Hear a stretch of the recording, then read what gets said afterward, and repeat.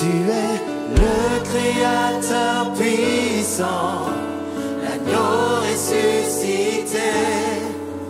Toi seul as pu triompher de la mort et du péché. Tu as délivré ton peuple pour la vraie liberté. Je veux suivre tes pas, chaque jour être avec toi.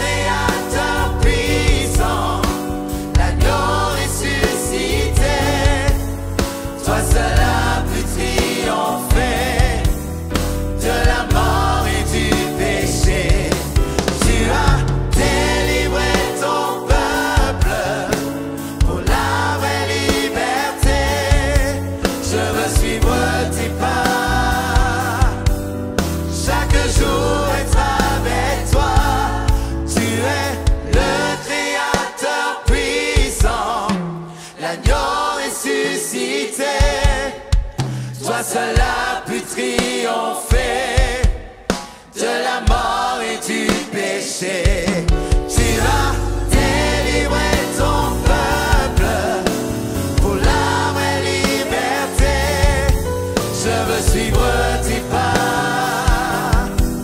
chaque jour être avec toi. Je veux suivre tes pas, chaque jour être avec toi. Je veux suivre tes pas, chaque jour être avec toi.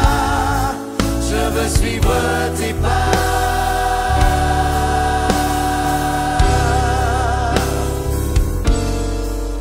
Chaque jour être avec toi. Alléluia. Je crois que tu peux l'acclamer mieux que ça. Nous parlons du ressuscité, nous parlons de Jésus, l'homme de Galilée, le premier, le dernier, celui qui a vaincu la mort.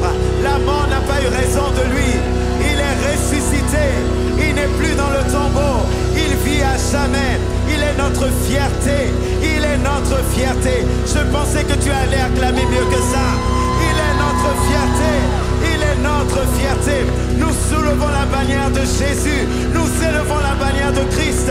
Il est notre fierté. Alléluia. Acclame-le bien fort ce matin, acclame-le bien fort en cet instant. Il est victorieux, il est majestueux, il est assis sur son trône. Apocalypse 5 nous dit, regarde, le lion de la tribu de Juda a remporté la victoire. Il a remporté la victoire, il a remporté la victoire. Jésus a remporté la victoire, il a remporté pour nous. Alléluia, alléluia. Nous savons, Seigneur, que tu nous as secourus. Tu as gagné, Seigneur. Alléluia. Merci, Jésus. Rosete. Je sais qu'il m'a secouru. Son sang a couvert mes fautes. Je le crois. Oui, je crois. Il a enlevé ma honte. Je suis guéri en son nom. Je le crois.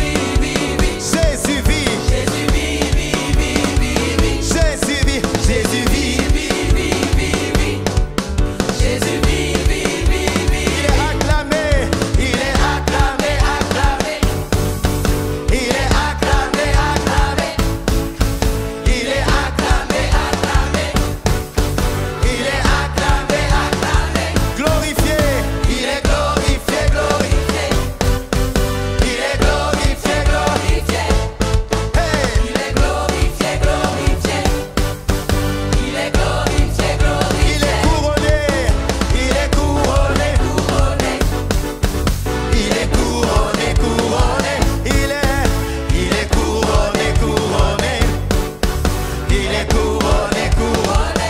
Pousse un cri de joie.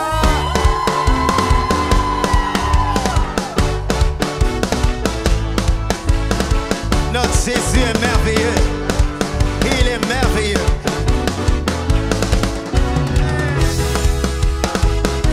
Et ne t'arrête pas de célébrer le Seigneur. Il est merveilleux.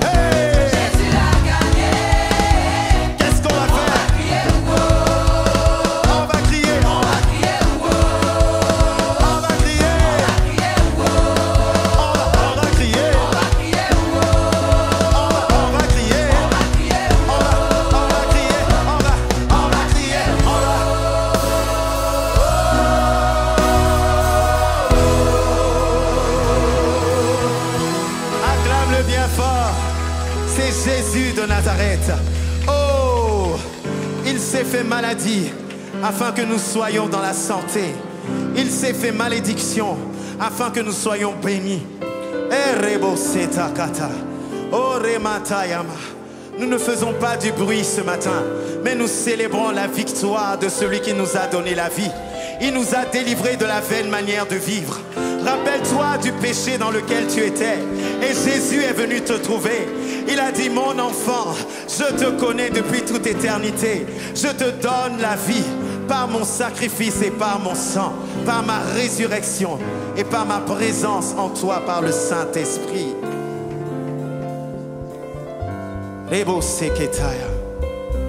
Nous voulons adorer là Jésus assis sur son trône. Oh, frères et sœurs.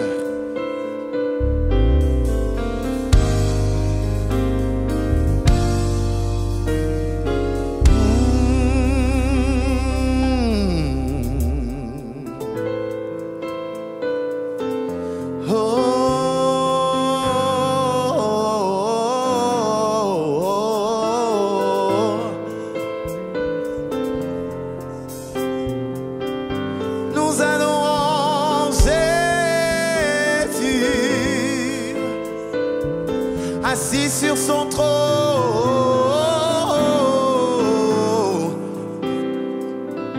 élevé à jamais, il vit au siècle des siècles.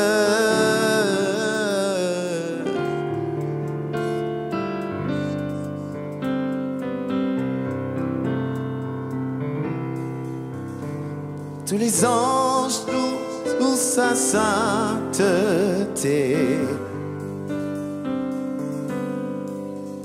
L'univers crie sa majesté. Chantons gloire et puissance, force et louange à l'agneau, immolé.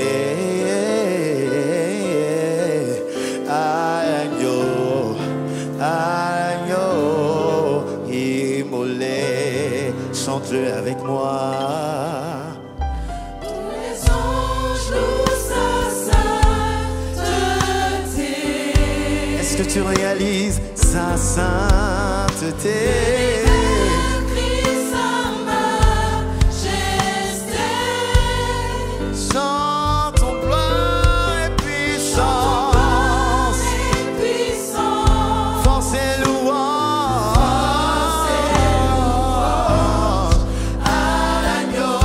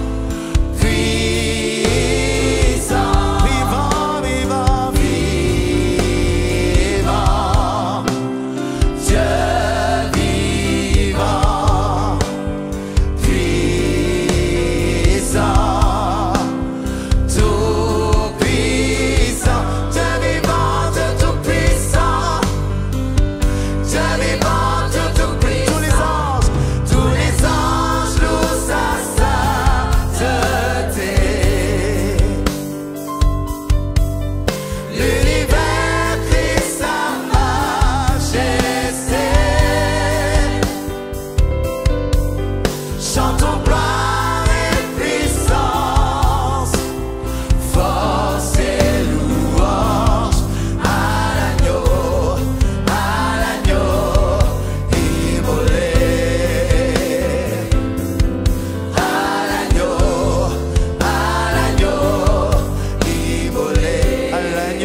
immolé, à l'agneau immolé,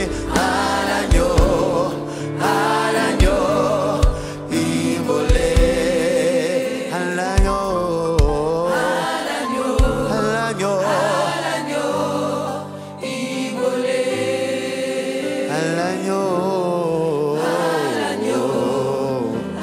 l'agneau immolé.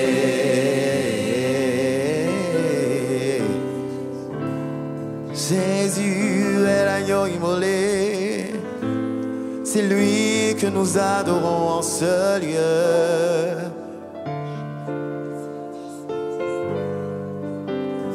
Tu es saint, Seigneur, Dieu tout-puissant et éternel.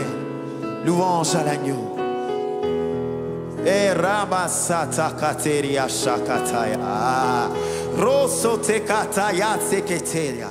Il est question de Jésus.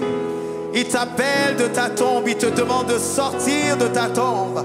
Sors de ta tombe, sors de ta tombe. Le ressuscité, celui qui donne la vie, t'ordonne de sortir de ta tombe. Comme il a dit à Lazare, Lazare, sors.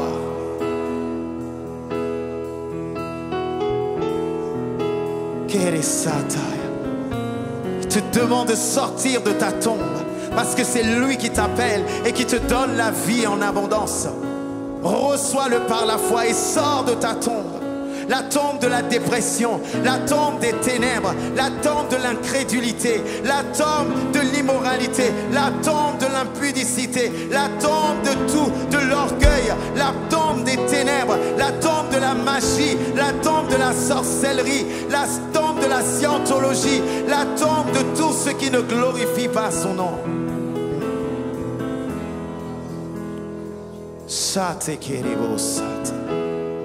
Sors maintenant de ta tombe, sors, Jésus t'attend à l'extérieur.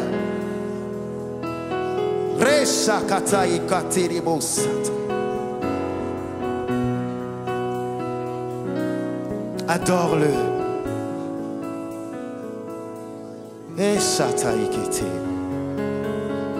Car toi seul est saint, 3 fois saint,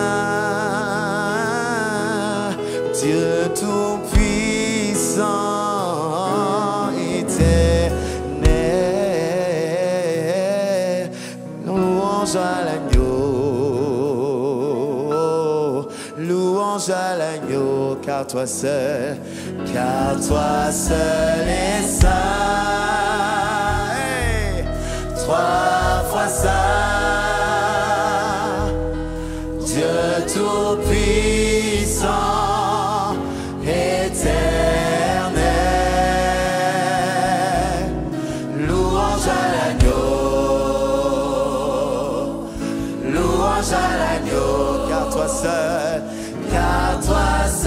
est saint, 3 fois saint, Dieu tout-puissant, éternel.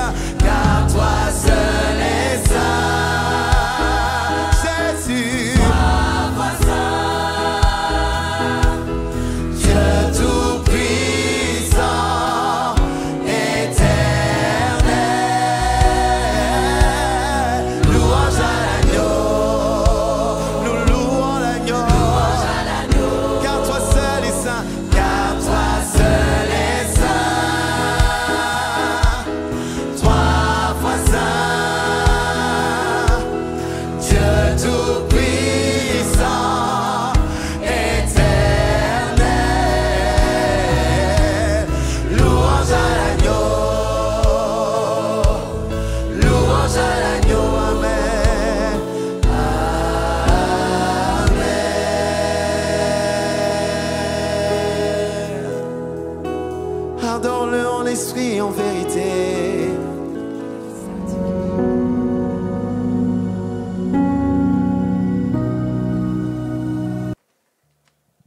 Peuple de Dieu, bonjour.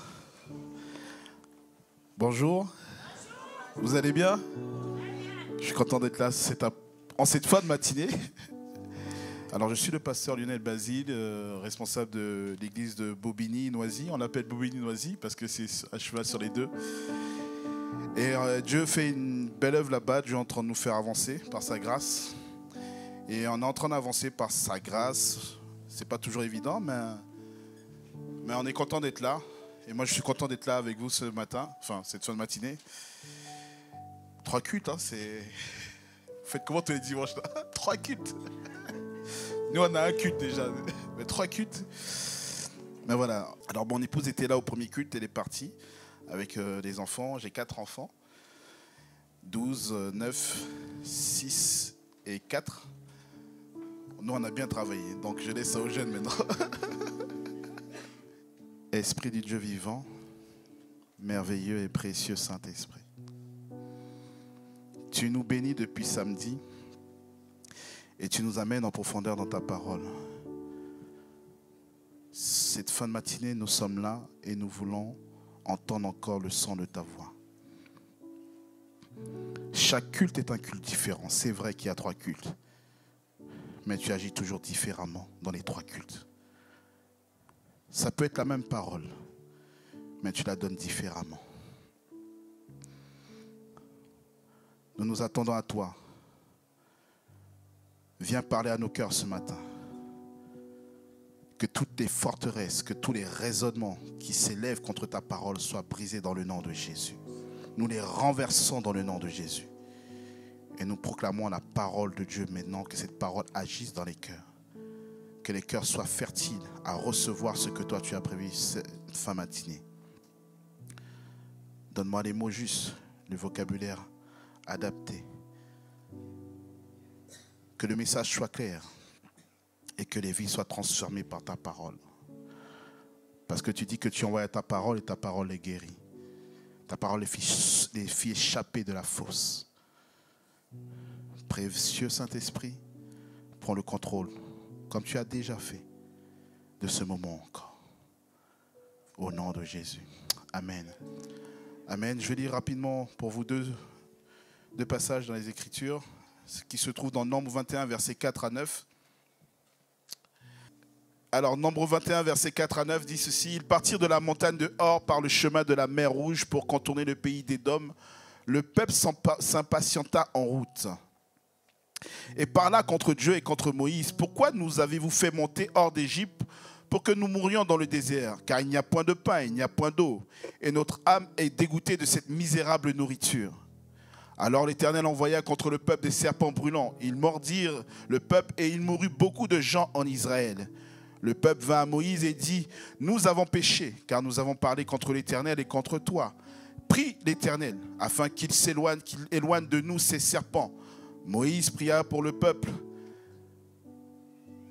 L'Éternel dit à Moïse, fais-toi un serpent brûlant et place-le sur une perche. Quiconque aura été mordu et le regardera conservera la vie.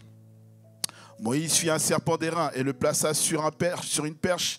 Et quiconque avait été mordu par un serpent et regardait le serpent d'airain conservait la vie. Merci. Alors Jean 3, versets 14 à 15. Jean 3, versets 14 à 15. De même que Moïse a élevé le serpent de bronze sur une perche dans le désert, de même le Fils de l'homme doit être élevé, afin que qui croit en lui ait la vie éternelle. Merci. Le titre de mon enseignement de cette fin de matinée, c'est « L'œuvre de la croix guérit et sauve encore ». L'œuvre de la croix guérit et sauve encore. Dis à la personne à côté de toi, à gauche, l'œuvre de la croix guérit et sauve encore. À la personne à droite, l'œuvre de la croix guérit et sauve encore aujourd'hui. Et maintenant la personne derrière toi, parce que si tu n'as pas eu le temps de saluer, que l'œuvre de la croix guérit et sauve encore aujourd'hui.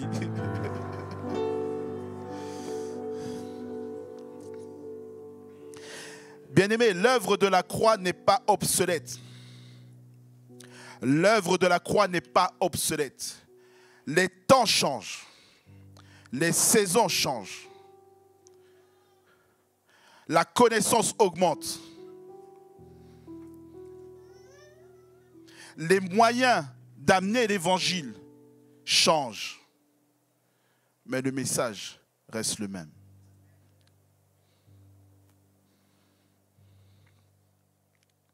L'apôtre Paul dit aux chrétiens de Corinthe, dans au chapitre 2, versets 1 à 2, il dit « C'est pourquoi moi aussi, frères, lorsque je suis allé chez vous, je ne suis pas venu proclamer les secrets de Dieu en utilisant des prestiges de l'éloquence ou de la sagesse, car je n'ai pas estimé devoir vous apporter autre chose que Jésus-Christ et Jésus-Christ crucifié. » Paul dit aux chrétiens de Corinthe, lorsque je suis venu chez vous, je ne suis pas venu vous montrer que je savais parler.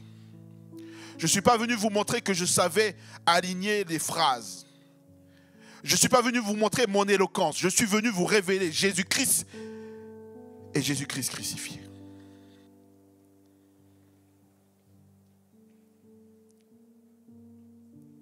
Son but était de parler de Jésus. Le Christ et l'œuvre qu'il a accomplie. La première chose que j'aimerais te dire cette fin de matinée, c'est que l'œuvre de la croix est le point incontournable de l'évangile. L'œuvre de la croix est le point incontournable de l'évangile. C'est la diapo d'après. L'œuvre de la croix est le point incontournable de l'évangile. Quand on affirme qu'un point, qu'une personne, qu'une administration est incontournable, ça veut dire que tu ne peux pas passer outre de cette personne, ou de cette administration, ou de ce point. Tu es obligé de passer par là. Lorsqu'un peintre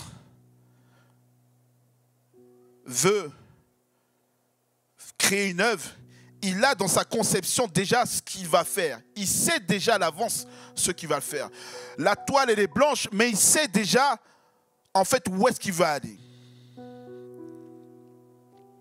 Suis-moi très bien, on va quelque part cet après-midi. Il sait quel type de peinture il va utiliser.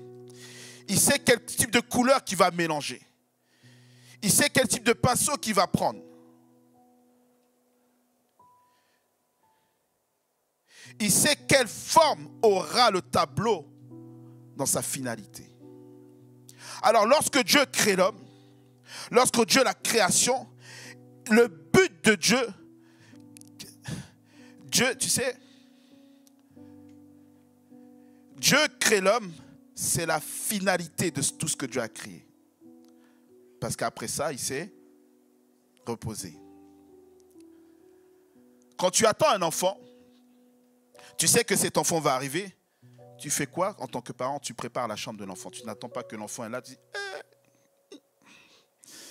on n'a pas acheté les berceaux, l'enfant est déjà là.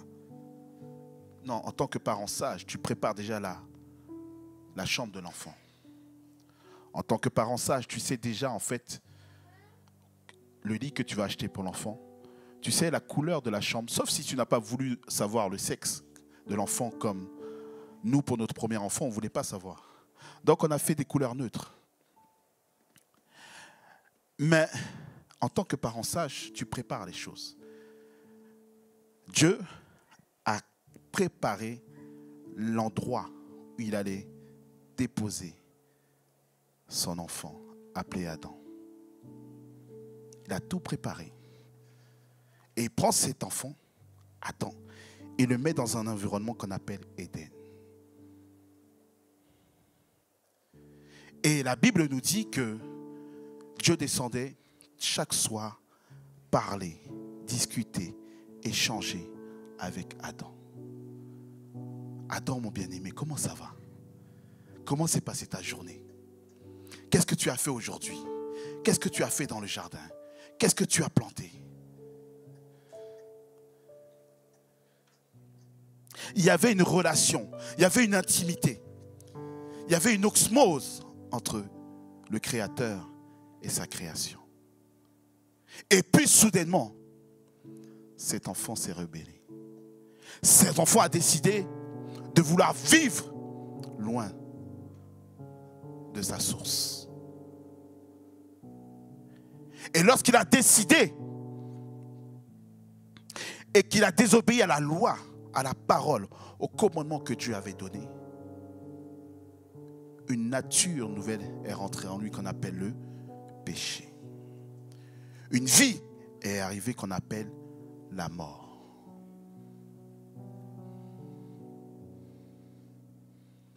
Et Dieu, dans sa sagesse, dans son omniscience, avait déjà anticipé le coup. Voilà pourquoi il les a. Tu sais, nous les hommes, on fait les choses, on bricole. Quand Dieu fait, eux, ils ont pris des feuilles, ils ont mis, Dieu a pris la peau d'un animal, il les a couverts.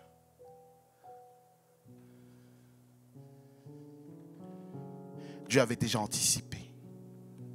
Mais Dieu est obligé de chasser ses enfants pour qu'ils ne restent pas éternellement dans cette condition-là. Voilà pourquoi il a mis une protection autour de l'arbre de la vie. Parce qu'ils sont devenus pécheurs.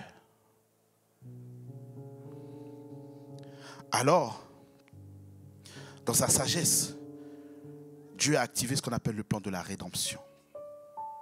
Parce que le but de Dieu, malgré que Adam et Ève aient décidé de prendre leur indépendance, mais en réalité, ils n'ont pas pris leur indépendance. C'est une autre entité qui est venue les contrôler. Malgré ça, le but de Dieu reste inchangé. Celui de toujours avoir une relation, une intimité avec sa création.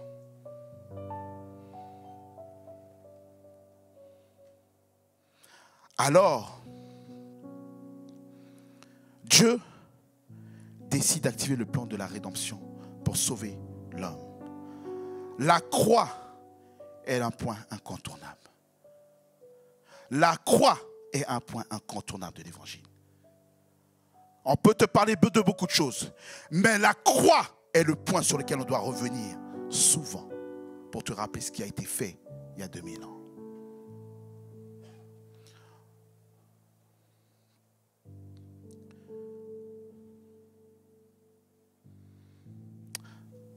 Voyez-vous, dans le bâtiment, avant, quand les gens construisaient, ils avaient ce qu'on appelait la pierre d'angle.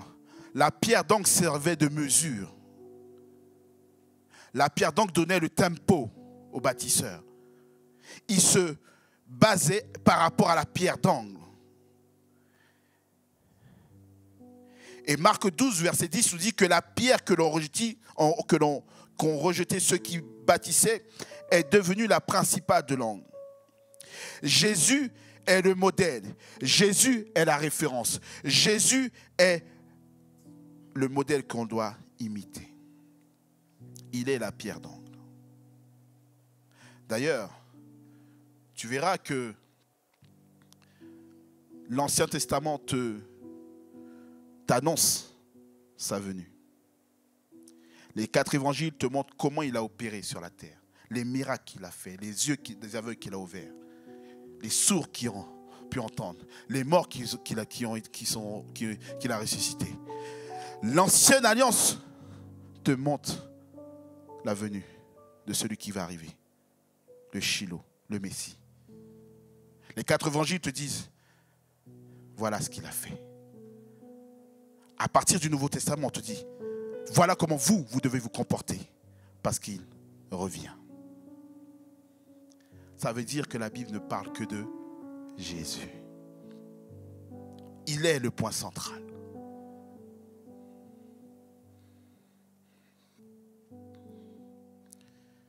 Jésus dit ceci, vous sondez les Écritures parce que vous pensez avoir en elles la vie éternelle. Ce sont elles qui rendent témoignage de moi. Il dit, toute l'Écriture rend témoignage de moi. La croix est incontournable parce que notre salut, nous le devons à la croix. Notre justification, nous le devons par la croix. Notre sanctification, nous le devons grâce à la croix. La mort, la crucifixion du vieil homme, c'est encore la croix.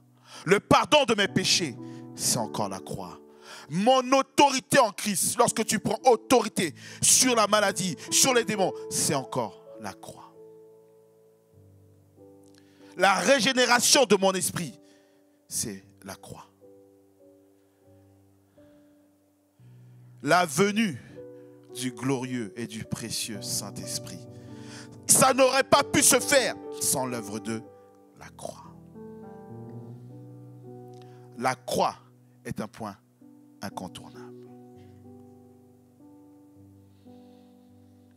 Deuxième chose que j'aimerais te dire, c'est que l'œuvre de la croix est un instrument de justice et de réconciliation avec Dieu.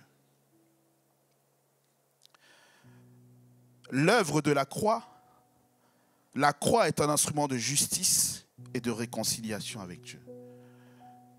Bien-aimé, aucun homme ne pouvait répondre à l'exigence de la justice de Dieu. Aucun.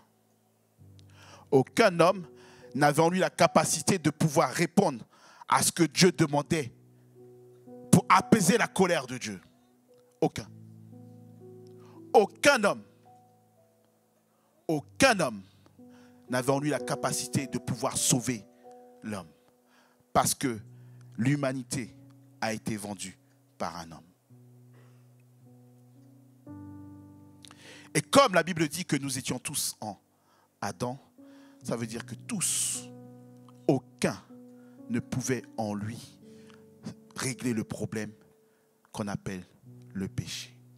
Parce que la source était déjà polluée.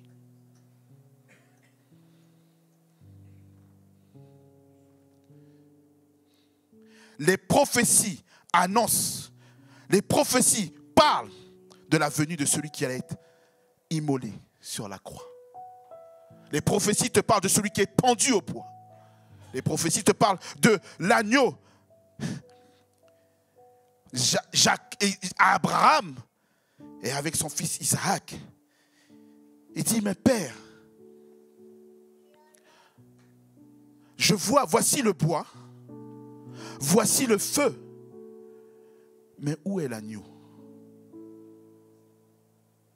Papa Abraham, voici le feu, voici le bois, mais où est l'agneau? Abraham dit, Dieu se pourvoira lui-même.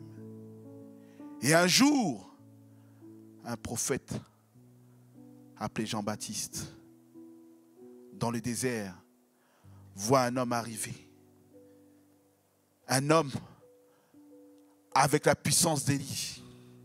Voit un homme arriver. Il dit, Isaac, voici le voici que tu cherchais, il est là.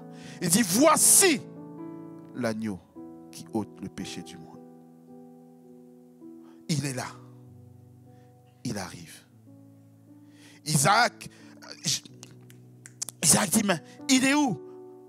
Où est l'agneau? Jean-Baptiste dit, le voici, l'agneau qui ôte le péché du monde.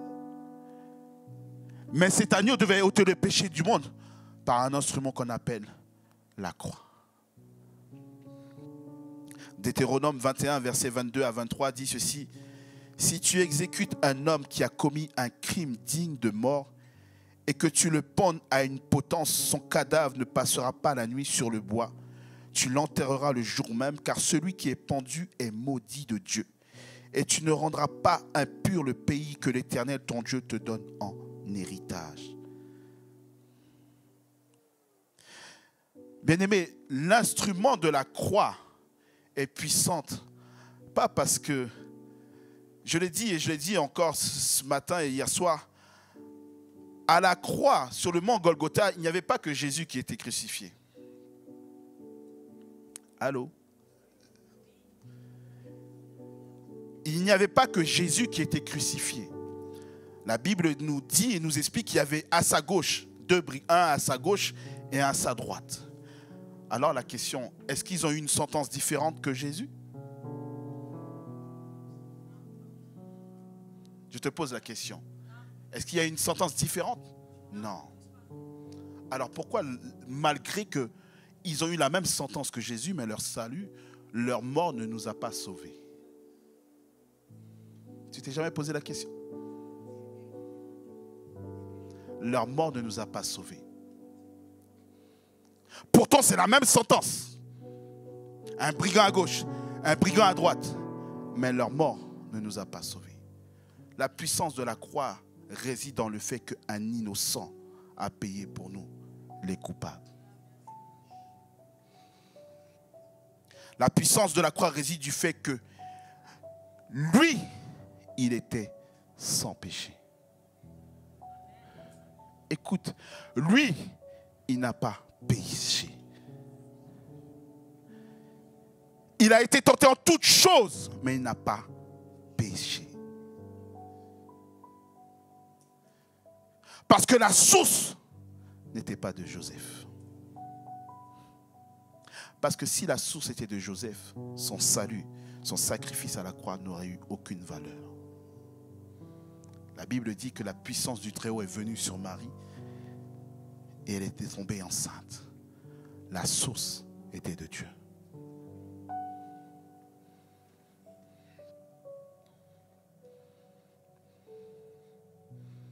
La Bible nous raconte, nous relate ce récit, cet échange qu'il y a entre le Père et le Fils dans le livre d'Hébreux. Hébreux 10, versets 5 à 7. Le Père dit, il y a une mission périlleuse. L'objectif de cette mission, c'est le salut de l'homme. Il y a une mission périlleuse, c'est le salut de l'homme. Qui peut répondre? Qui allons-nous envoyer? Personne. Le Fils répond. Hébreux 10. Il dit, c'est pourquoi, au moment où il allait entrer dans le monde, le Christ dit à Dieu, tu n'as voulu ni sacrifice, ni offrande, mais tu m'as formé un corps. Tu n'as pris plaisir ni à des animaux brûlés sur l'autel, ni à des sacrifices pour le pardon des péchés. Alors, j'ai dit, je viens moi-même à toi, ô Dieu, pour faire ta volonté, selon qu'il est écrit à mon sujet dans le Saint-Livre. La Bible nous relate cet échange entre le Père et le Fils. Le Père dit, qui enverrai-je pour sauver l'homme? Le Fils dit, moi. Il dit, tu n'as voulu ni offrande ni sacrifice. Parce que les offrandes et les sacrifices n'effaçaient pas le péché. Les offrandes et les sacrifices couvraient le péché pour une année. Il fallait un sacrifice éternel. Mais il fallait que la source soit pure. Il a dit, lorsque je suis rentré dans le monde, tu n'as voulu ni offrande ni sacrifice, mais tu m'as formé un corps. Je suis venu pour faire ta volonté. Bien-aimé, j'aimerais te dire une chose. Jésus n'a pas été contraint par le Père pour venir se donner sa vie pour nous.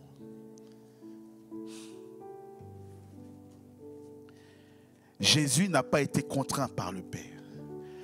Le récit que tu vois entre Isaac et Abraham, c'est le récit entre Dieu et Jésus. Jésus n'a pas été contraint.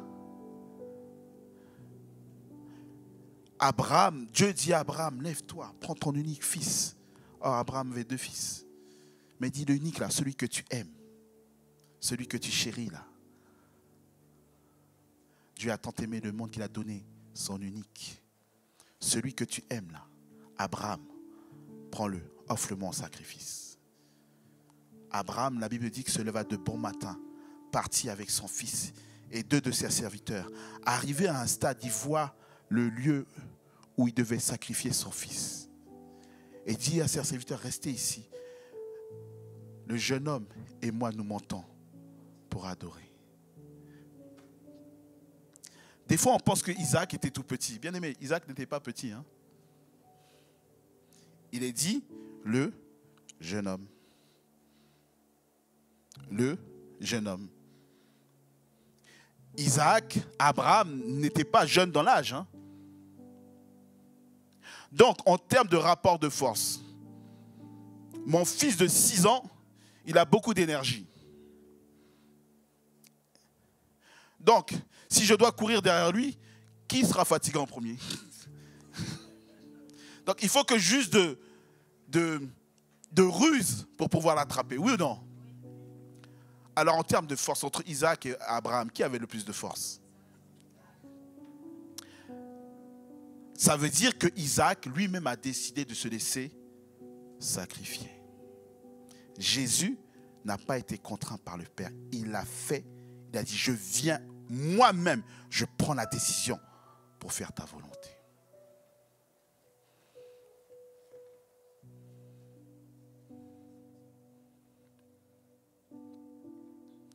Alors la croix était l'instrument de justice, mais la croix était aussi l'instrument de la réconciliation. La croix nous a réconciliés avec Dieu, mais la croix nous a pas simplement réconciliés avec Dieu, mais la croix nous a réconciliés, nous, les peuples. Parce que tu dois savoir une chose, c'est que toi et moi, que tu sois d'origine haïtienne, d'origine gabonaise, que tu sois Martinique, Guadeloupe, je ne sais de quel pays, la Bible dit que nous étions des païens. T'aimes pas ce mot, hein? Nous étions des païens. C'est-à-dire que nous n'adorons pas le Dieu d'Israël. Nous étions privés des alliances du peuple élu de Dieu. Éphésiens 2, versets 11 à 6. Il dit, Paul qui parle, version français courant, c'est un peu long, mais elle est beaucoup plus explicite. Français courant ou parole vivante, je ne sais plus exactement la version que j'ai prise. Éphésiens 2, versets 11 à 16. Il dit, ne perdez pas de vue votre ancienne condition. Rappelez-vous que de naissance, vous qui n'êtes pas des Juifs, vous êtes traités d'incirconcis par ceux qui se disent circoncis à cause d'un rite extérieur accompli sur eux. Souvenez-vous qu'à cette époque, lorsque vous viviez sans le Christ, vous n'aviez aucune part au droit du peuple élu de Dieu. Vous étiez tenus à l'écart des alliances basées sur les promesses faites à Israël. Vous n'avez donc rien à attendre de l'avenir, aucun moyen d'accéder auprès de Dieu. Vous viviez sans espérance et sans Dieu dans ce monde. Voilà quelle était notre condition avant la croix. Nous n'avions pas d'espérance.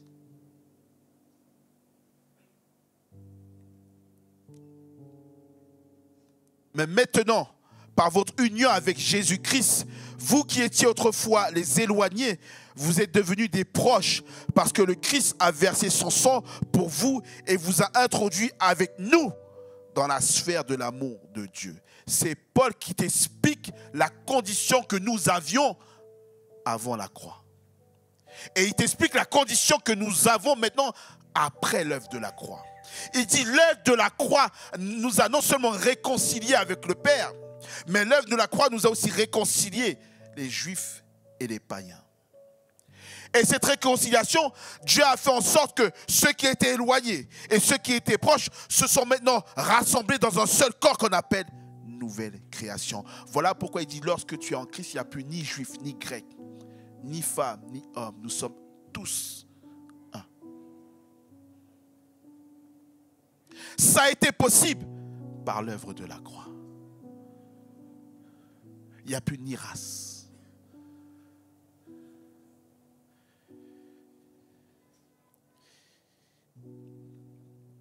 Par sa mort, il a abrogé pour toujours la loi de Moïse avec tout son code de règles et d'ordonnances.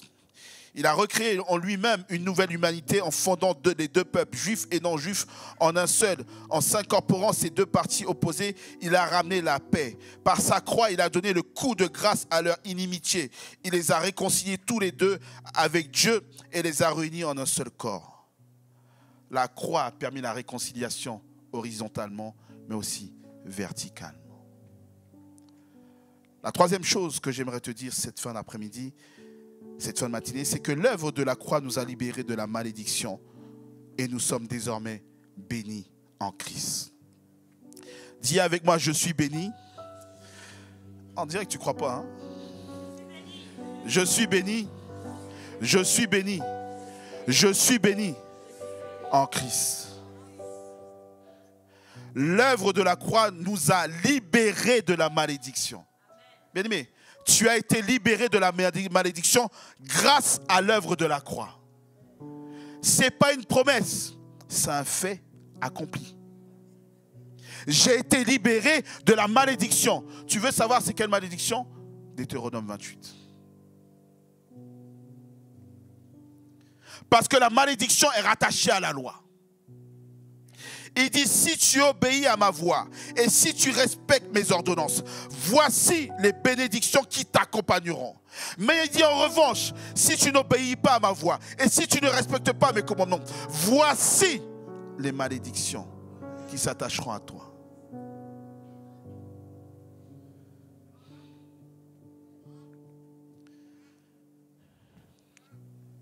Et Galates 3, verset 13 nous dit, mais à présent, le Christ nous a affranchis de l'esclavage du régime légal. Il te parle de la loi. Il a payé cher notre liberté car il a pris sur lui la malédiction divine. En effet, n'est-il pas écrit « Maudit soit quiconque est pendu au gibet » Il l'a fait pour que la bénédiction d'Abraham s'étende à tous les peuples qui entrent en communion avec lui. C'est donc bien par la foi que nous recevons le don de l'Esprit promis par Dieu. Qui a le Saint-Esprit ici? Qui a reçu le Saint-Esprit ici? Qui a reçu le Saint-Esprit ici? C'est grâce à la promesse. C'est grâce à la croix.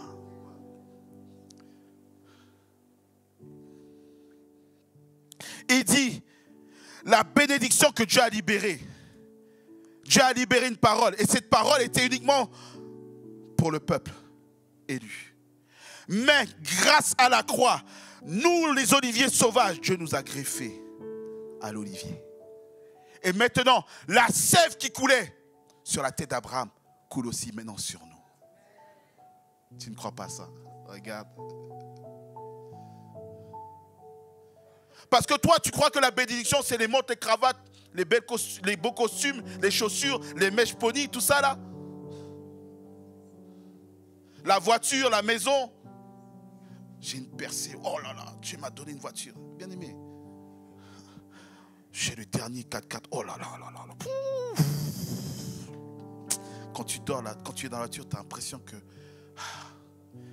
Bien aimé, les autres là-bas ne prient pas, ne jeûnent pas, ils ont ça. Toi, tu pries, tu jeûnes pour ça. Les autres là-bas ne font pas des 15, des 20 jours de jeûne, des 60 jours de jeûne, comme qu'il avait dit ce matin, le frère Pierre, que ça, des 70 jours de jeûne. Cette année, c'est cette année. Je prends 20 jours de jeûne. Cette année, c'est cette année. C'est cette année-là.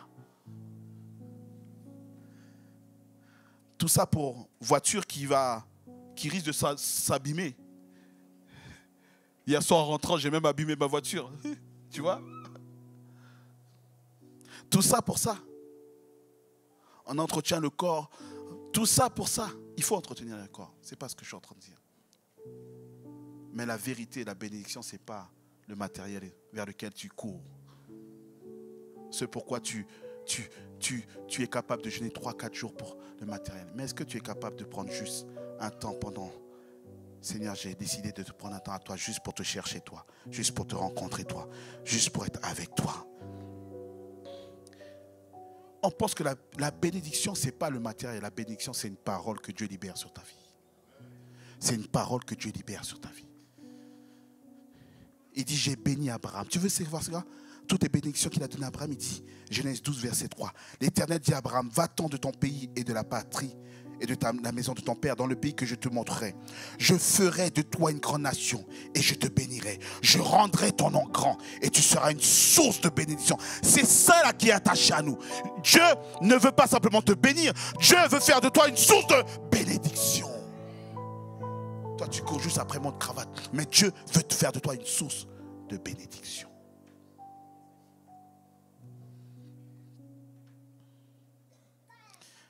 L'Éternel dit à Abraham, après que l'autre se fut séparé de lui, lève les yeux et du lieu où tu regardes vers le nord et du midi, vers l'orient et l'occident, car tout le pays que tu vois, je te le donnerai à toi et à ta postérité pour toujours. Dieu ne veut pas simplement te bénir toi, il veut bénir aussi ceux qui sont dans tes entrailles, ceux qui vont sortir de tes entrailles.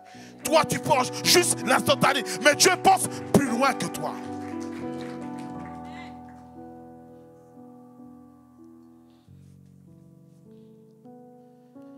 Dieu dit, après l'avoir conduit dehors, il dit, regarde vers le ciel et compte les étoiles. Si tu peux les compter, il lui dit, telle sera ta postérité. Abraham, une confiance. Bien-aimé, la bénédiction, c'est une parole que Dieu libère sur ta vie. Ce n'est pas les choses matérielles. Les choses matérielles ne sont que la conséquence de ce que Dieu a libéré. C'est juste la conséquence.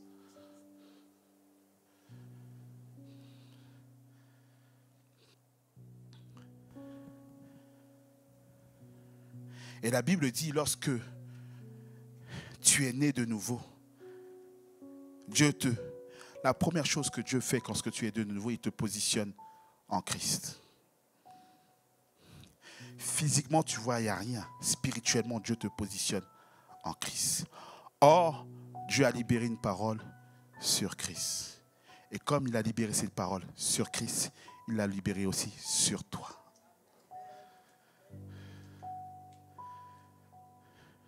Je ne m'attends pas à beaucoup d'amen, il n'y a pas de souci. Parce que Dieu est en train de travailler à l'intérieur de toi. Le Saint-Esprit est en train de te parler. La quatrième chose que j'aimerais te dire cette fin de matinée, c'est que l'œuvre de la croix a vaincu la mort afin que nous ayons en Jésus la vie éternelle. Jude, est-ce que tu peux venir, s'il te plaît? Mon frère, lui, est-ce que tu peux venir avec ta veste aussi? Toi, oui, s'il te plaît.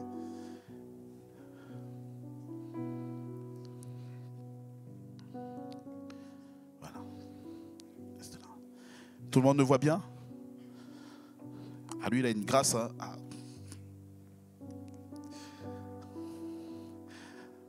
Alors, tu vas te mettre. Juste pour l'instant, reste là. Voilà. La Bible nous fait savoir que lorsque Adam a péché, Dieu a soufflé à l'intérieur. Il est devenu une âme vivante. Il est devenu une âme vivante. Dieu a créé d'abord l'esprit. Genèse 1, 27 à 28. Et ensuite, il forme de la poussière de la terre le corps, l'enveloppe. Et puis, et l'homme devient ce qu'on appelle une âme vivante. C'est le souffle qui donne la vie. Dieu a soufflé sa vie. Il a soufflé. Et l'homme qui était inanimé a commencé à respirer. Il a ouvert les yeux. La première personne qu'il a vue, c'est qui à ton avis? Exactement. À ton avis, quelle est la première personne que Dieu a vue, que Ève a vue? Bon, on ne va pas là-bas. Je ne veux pas te perdre.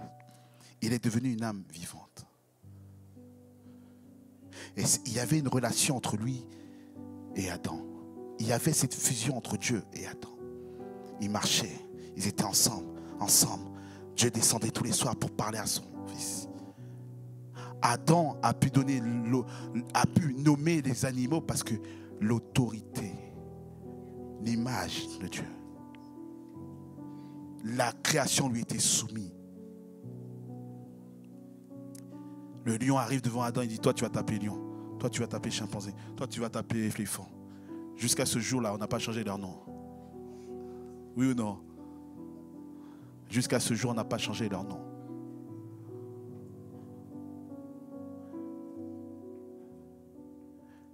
Et lui, il a décidé de se rebeller. Dieu s'est séparé, il a désobéi.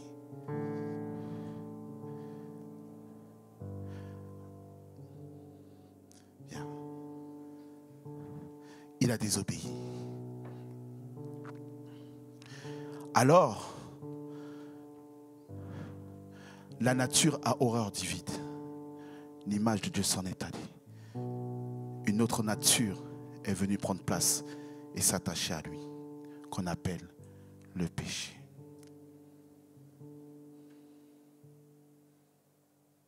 Et cette nature a ramené avec elle ce qu'on appelle la mort. Et cette nature qu'on appelle le péché est dans tes membres. Tu peux faire ce que tu veux. La chair n'en a rien à faire des affaires de Dieu. Tu peux être bien disposé. Ton esprit, lui, il aime les choses de Dieu. Tu peux être là comme ça. Tu regardes une émission. Le sommeil ne te prenait pas. Non seulement tu regardais l'émission, mais tu faisais autre chose. À partir du moment où tu décides de prier, tu ne sais pas d'où ça vient. Le sommeil arrive. Tu as commencé à prier. Demain matin, tu dis, hey, est-ce que j'avais terminé même ma prière? À qui ça parle? C'est déjà arrivé à quelqu'un? Est-ce que j'avais terminé ma prière? Hey. La chair. La nature l'a attrapé. Où est-ce qu'il va? Tout y va. Avance. Elle est là. Elle est là. Tu la transportes. Elle est là. Tu peux faire ce que tu veux. Elle est là. Parce que le problème, ce n'était pas les péchés. Les péchés, le mensonge, la fornication, toutes ces choses, ce sont les conséquences de l'arbre qu'on appelle le péché. Dieu est venu les traiter, l'arbre, pas les conséquences. Parce que si tu traites l'arbre, la maladie disparaît. Dieu est venu traiter le problème de l'arbre qu'on appelle le péché. Alors, comme c'est un homme qui a littéralement vendu la terre, c'est un homme et il est devenu mortel. La mort agit en lui. Alors, lorsque Christ était en train d'être crucifié à la croix, sur cette croix-là, mets-toi devant, comme il est bien grand, tu vois, donc... sur cette croix, est-ce que tu peux mettre juste les mains comme ça? Voilà, comme ça. Dans le monde physique, on voyait un jeune homme de 33 ans en train d'agonir sur une croix. Dans le monde physique, si c'était à l'instant, Internet, Zoom, regardez, il est en train de mourir. Les gens ne comprenaient pas, les disciples même ne comprenaient pas. Ils ont tous fui. Pou. Les gens qui l'ont guéri disent, mais toi là tu as sauvé, tu as guéri, mais sauve-toi toi-même. Ils ne comprenaient pas l'enjeu qui est en train de se faire. Quelque chose est en train de se passer. Pas simplement dans la sphère physique, mais dans la chair, dans la sphère spirituelle. Derrière le rideau, quelque chose est en train de se passer. Un homme appelé Jésus de Nazareth, le Christ, était en train d'être crucifié. La mort, Jésus l'a fait devenir, Dieu l'a fait devenir péché. Péché. Tu te rends compte? Péché. Il n'avait rien fait. Lui, le juste qu'il était, Dieu l'a fait devenir péché. Il était là, en train d'agoniser. Et tu sais une chose, Jésus n'avait pas peur de la croix. Parce qu'il savait que l'objectif, c'était ça, la croix. Il savait que c'était ça le but pour lequel il était venu. Il n'avait pas peur des mains qui allaient être percées. Il n'avait pas peur de son dos qui allait être flagellé. Tout ça, c'était pour notre rachat. Le dos, les épines, tout ça, il est en train de racheter l'homme dans tout ce qu'il était. Esprit, âme et corps. Jésus n'avait pas peur de ça. La seule chose qu'il redoutait, c'était le moment fatidique où le Père et lui qui était toujours un, il dit, je ne fais ce que je vois simplement faire le Père. J'agis simplement selon les convictions de mon Père.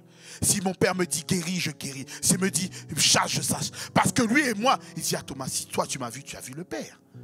Lui et moi, on est un. Thomas, lui et moi, on est un. Comme si tu m'as vu, tu as vu le Père. Lui et moi, on est un. La seule chose qu'il redoutait, c'est que lorsque le moment fatidique, le Père et lui ne seraient plus ensemble. Voilà pourquoi il a écrit Élie, Élie, lama sabachthani. Pourquoi m'as-tu abandonné? À cet instant-là, il s'est identifié à la mort. Il s'est identifié au péché. Il était le péché. Si tu voulais voir, on dit, il est où le péché? Là, sur la croix.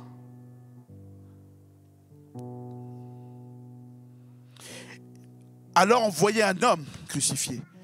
Mais dans le monde spirituel, qu'est-ce qui est en train de se jouer? Dieu est en train de crucifier le vieil homme. Plutôt le vieil homme. Dieu est en train de crucifier le vieil homme. Il est en train de crucifier. Il y a eu ce qu'on appelle une transaction. Ce qui était sur lui, malédiction, malédiction ancestrale, malédiction, je ne sais pas, de tout ce que tu veux. Tout, maladie, tout. Lié Ésaïe 53, tout ce qui était décrit là, tout ça, c'était sur nous. Et Dieu l'a transféré sur lui. Et Dieu a transféré la vie éternelle sur nous aujourd'hui. Voilà pourquoi lorsque tu nais de nouveau, tu as la vie éternelle. Merci, merci, merci. Merci. Alors je vais rapidement, je vais terminer, je vais clôturer. Je saute. L'œuvre de la croix, c'est aussi l'accomplissement de la loi et de l'inauguration de la grâce. L'œuvre de la croix, je dis juste ça en aparté, c'est que l'œuvre de la croix a mis fin à un régime qu'on appelle la loi et a ouvert un nouveau régime qu'on appelle la grâce. Je n'ai pas le temps de rentrer dans les détails parce que l'heure a avancé. Mais j'aimerais juste dire que l'œuvre de la croix a accompli la justice de Dieu et a donné naissance à une nouvelle vie, à un nouveau régime qu'on appelle la grâce. Et désormais, cette grâce, elle est accessible, elle est disponible pour tout le monde, pour quiconque croit. La grâce est disponible, elle est accessible. La sixième et dernière chose que j'aimerais te dire, c'est que l'œuvre de la croix sauve et guérit encore aujourd'hui. L'œuvre de la croix guérit et sauve encore aujourd'hui. Pourquoi je dis ça? C'est parce que, Église, nous avons perdu le focus. Nous cherchons beaucoup de choses. Nous voulons beaucoup de choses. Mais le but de Dieu n'est pas de nous donner des maisons. Ce n'est pas qu'il est contre ça. Il veut nous donner. Mais je t'assure, le cœur de Dieu ne bat pas pour ça. Le cœur de Dieu bat pour le salut des âmes. Le cœur de Dieu bat pour le salut des âmes. Tu sais, avant de partir, Jésus dit à leurs disciples, il prend ses disciples et leur dit, allez dans le monde entier, annoncez l'heureuse nouvelle à toute l'humanité.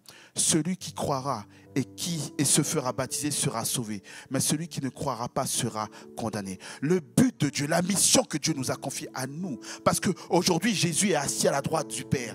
Mais il dit, je veux encore continuer mon œuvre. Je veux encore continuer à sauver. Je veux continuer à guérir. Je veux continuer à restaurer. Mais je ne peux le faire qu'à travers d'un corps qu'on appelle Ecclésia. Église, c'est toi et moi. C'est ça le but. C'est ça le but. Il dit, je veux sauver encore. Alors, l'œuvre de la croix guérit encore. L'œuvre de la croix sauve encore.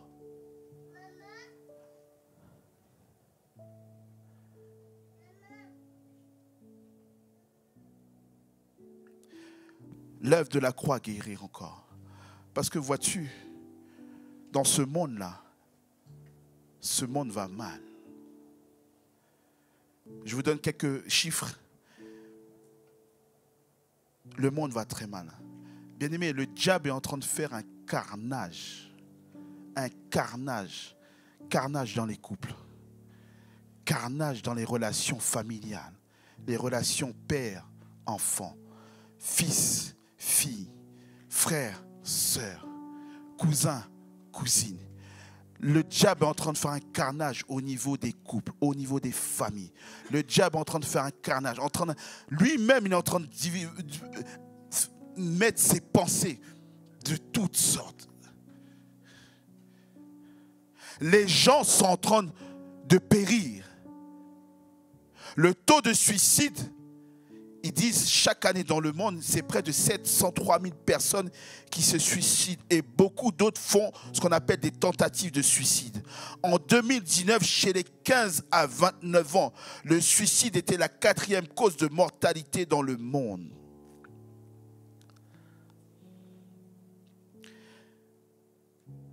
Le taux de suicide reste en France l'un des plus élevés d'Europe.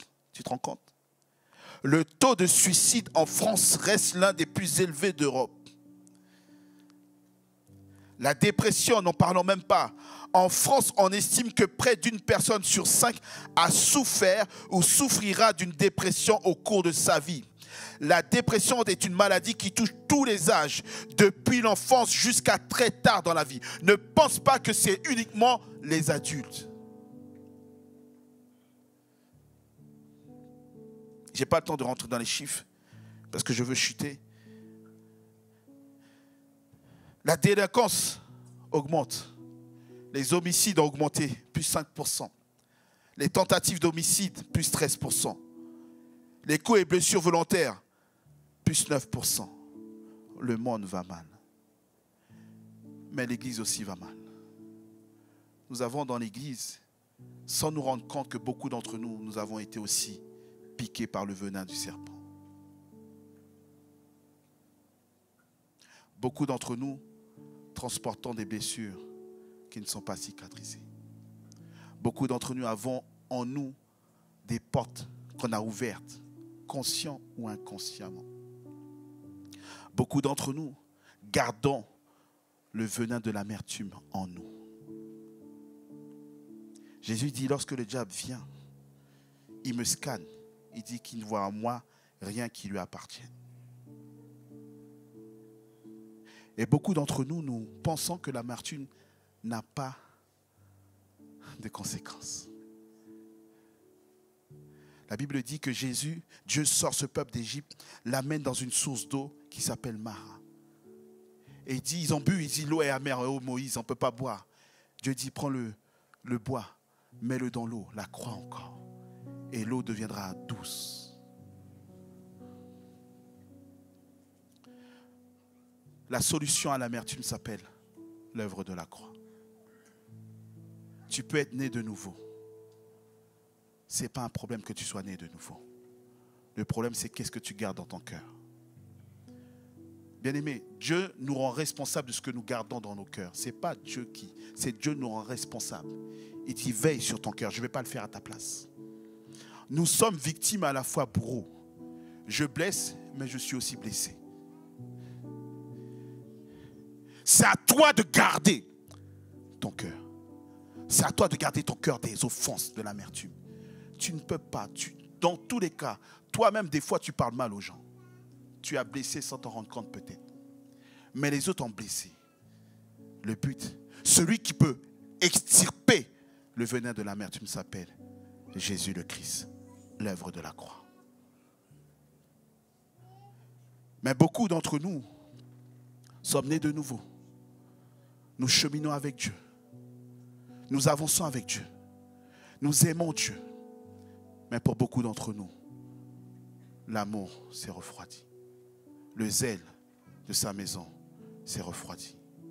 Je sers toujours, mais au fond de moi, je suis rongé, triste, parce que ce que j'attendais de toi, Dieu, tu ne l'as pas exaucé. J'attends toujours, je ne vois toujours pas le mariage arriver. Je ne vois toujours pas le travail arriver. Je continue à te servir, mais il n'y a plus le même empressement. Je continue à t'aimer. Je suis comme ce fils, ce grand frère du fils prodigue. Je suis dans la maison. Mais je pense que ton amour est conditionné au service que je fais dans l'église. Et le père dit, mais mon enfant, tu n'as rien compris. Ce qui est dans la maison est à toi. Alors, je suis venu ici pour te dire deux choses. Toi qui es rongé par l'amertume, Dieu veut te libérer ce matin. Toi qui es rongé, je parle de l'amertume, mais il y a des choses en toi que Dieu veut te délivrer aujourd'hui. Aujourd'hui, c'est le jour de ta délivrance. Aujourd'hui, ne repars pas avec ce qu'il y a chez toi. Je t'en supplie. Tu ne sais pas ce qu'un jour peut enfanter. Tu ne sais pas. Les frères de Dina, regarde les actes qu'ils ont commis juste. L'amertume peut t'amener loin. L'amertume peut te faire ressembler à son propriétaire. L'amertume n'est pas de Dieu. La deuxième chose, c'est que j'aimerais te dire que toi qui sers, Dieu n'est pas oublieux. Il n'est pas, Dieu ne doit rien à personne. Tu étais tout feu, tout flamme, mais tu as été refroidi parce que la vie nous a refroidis. Les déceptions nous ont refroidis. La maladie nous a refroidis. Les échecs nous ont refroidis. Mais on continue à servir, mais avec le moins d'empressement. Et Dieu veut aussi renouveler ce feu en toi.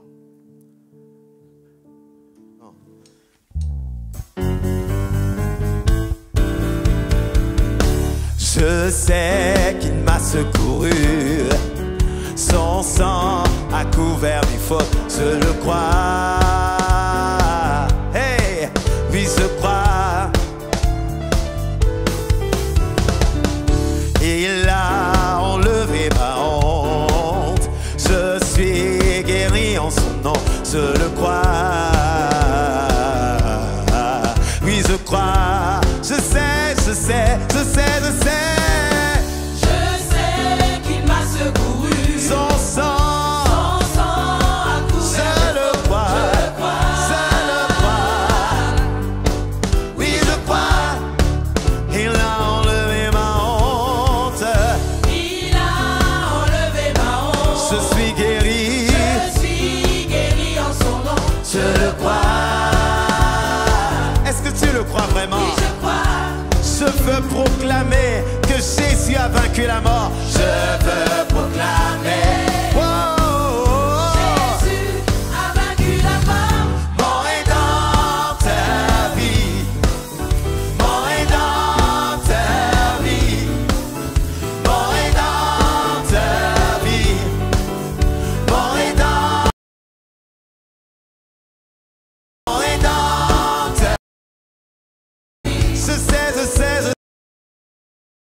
Je sais,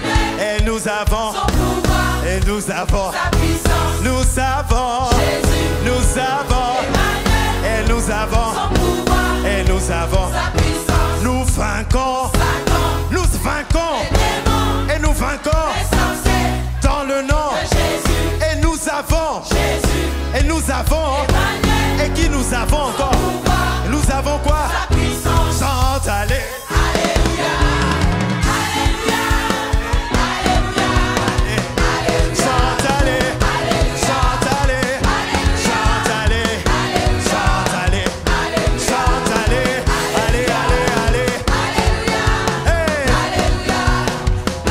chante aller, chante aller, chante aller, chante aller, chante aller, chante aller, chante aller,